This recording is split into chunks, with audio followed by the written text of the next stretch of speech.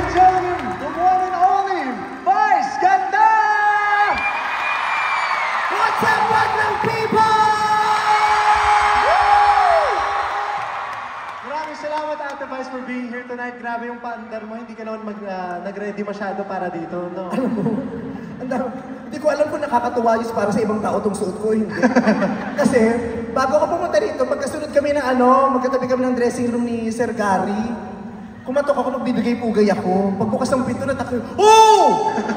Kinatahan ko na lang siya. Sabi ko, huwag kang matakot, huwag mabahala. Natakot siya, dahil. Oh. Pero syempre, concert mo.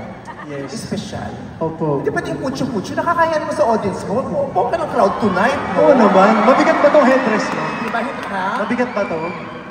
Mabigat, pero mas may mabigat pa akong dinadala kaysa dyan, kaya hindi ko na rin naman siya nararamdaman. Pero dahil may special ka, kailangan special ang itsura ko. Hindi tayo pwedeng pupunta rito na akala mo naman manunood o kung saan lang tayo pupunta. Kailangan special dahil itong gabing ito ay hindi mo makakalimutan.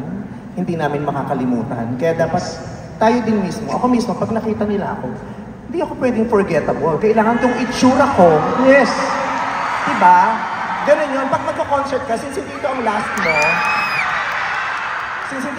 mo, makinig ka sa akin. Kasi ilang beses ko na itong pinuno, alam ko ng mga ginagawa. Oo naman. Ilang beses mo na napano? Madami na. Actually, same date tayo. Ganito rin ako last year. Oh, yes. Oo. Puno din yung sa akin kasi sinabay ko sa bigaya ng 4-piece at saka tupad. Kaya ang dami nakapila. May pa-NFA rice pa ako doon. Kaya punong-puno ako rito. Kaya yon sa mga performers, sa mga artists, pag ganito kalaki yung venue, you have to make sure that what you do is very special, extra special. Yung itsura nyo mismo kailangan extra special. Kailangan hindi ka forgettable.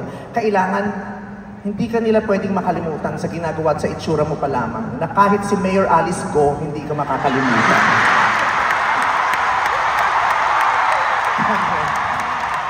Sa itsura ko ngayon, pag sinend ko to kay Alice Go, tingnan ko kung makalimutan nyo to after 10 years. Parang hindi ka niya makakalimutan talaga. Oo. Hindi niya masasabi yun kay your honor. Pero yung mga ganitong itsura, hindi ito bumabagay sa lahat. Kailangan to inaaral. Katrin, tawang-tawa, Katrin, ha? Pero, nako, ikaw talaga? Oh, Ang laki-laki mo na, no? Dati, Diyos ko, ang liit-liit mo. Paano kung nakitang nakilala, nag-guest ka sa Gigi ngayon? Ang laki-laki mo na. Ang dami mo nang ipinapakitang kakaiba. Yung huling sayaw mo kanina, yung nagkagano. Diyos ko! paano? Sabay-sabay sa pato. Pag ako nagko-concert dito, naka 1,000 jokes na ako, hindi pa nagtitiyan. Pero ikaw gumano ka. Siyempre naalala ko yan sa Showtime, kakakaldag din ni Kuya Joe. Nagwala yung mga tao nung gumano ka. Nakita ko si Alora, nagtakip ng muka. Na para bang miss nila yung mga ganon, na ang tagal nilang hindi na... Diba? Pati si Dr. Vicky Bello, Diyos ko, nung gumanong ka, nagpa-schedule ng ultrasound. Bakit?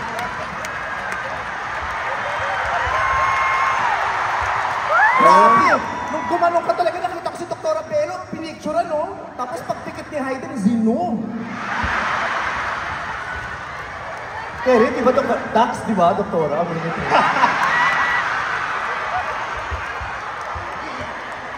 Mas okay na yun. Pero ang galing. Paano ulit yung, paano yung ganon? Ay, hindi. Hininaan mo, mas malakas yung kanina. Tapos may babae kang ginanon eh. Paano, Alora, Lika, ginawa niya yung sa babae kanina eh. Ginawa niya yung kanina. Siyempre, Alora, ikaw na lang pwede kasi ako may asawa na ako. Si Chi, may something. Si Catherine, tahimik lang siya, dyan lang siya, hindi siya pwede tumaya. Wala ako sinasabi. Tahimik lang siya, masakit ni ko dyan, hindi siya pwede tumaya. Alora, dito sa taas para makita na nakakarami. Diyos ko, yung ganyang mukha, dapat nakikita ng lahat. Yung ganyang kaganda, wag mo yung tinatago yan. Ayan, nakita mo yung kanina, di ba may partner siya, tapos yung nagkaganon siya. Paano yun? Bakit? Ba't ka nakaabahan? Wala pa man din, handang-handa ka na. Paano yun?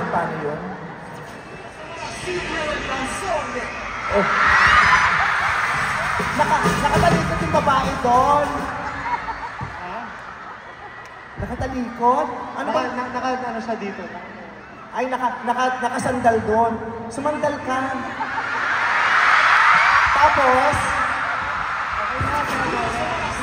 ayaw? Naku, mapipitin si Alora. Baka magla, akong bahala. Sa akin ka. Uy, wala kang lugi dito. Kabayo to, gago.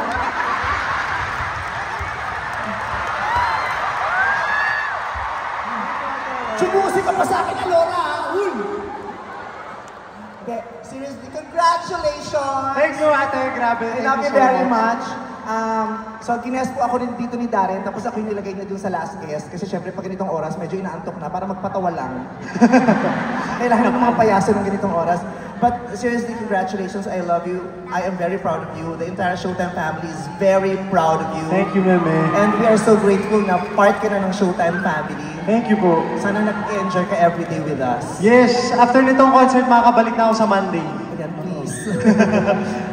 Pero mahal na mahal ka namin. Mag-iingat ka lagi. Gawin mo lahat ng gusto mo na makakapagpasaya sa'yo, pagpapasaya sa'yo, sa fans mo, sa pamilya mo, sa lahat ng mga mahal mo sa buhay. Ang dami mong pinakita tonight, sumayaw ka ng matindi, kumanta ka ng matindi, lahat. Parang pinakita mo na lahat, iskandal na lang inaantay na. Uy, Bob! Charot lang. Hindi tayo magulang ko. So, sino may gusto? Yung ticket nyo, di ba may ticket kayo kanina, pakikip kasi ira-raffle kung kanino isisend. Anong nakalagay sa ribbon? Ayan, nagmamahal, wak. Wak. Okay, so ako yung pupunta na po sa likod, ibibigay ko ng entablado ulit sa pinakmamahal natin, si Darren Espa. Maraming salamat, ate. I love you so much. Dadalhin mo yan? Self-service dito, wala tayong budget. Thank you, Meme. Nandiyan ka pala, ba't di ka na ako na doon, putang? Bye! Araneta once again, Meme Vice ganda! The one and only unkabogable nga naman.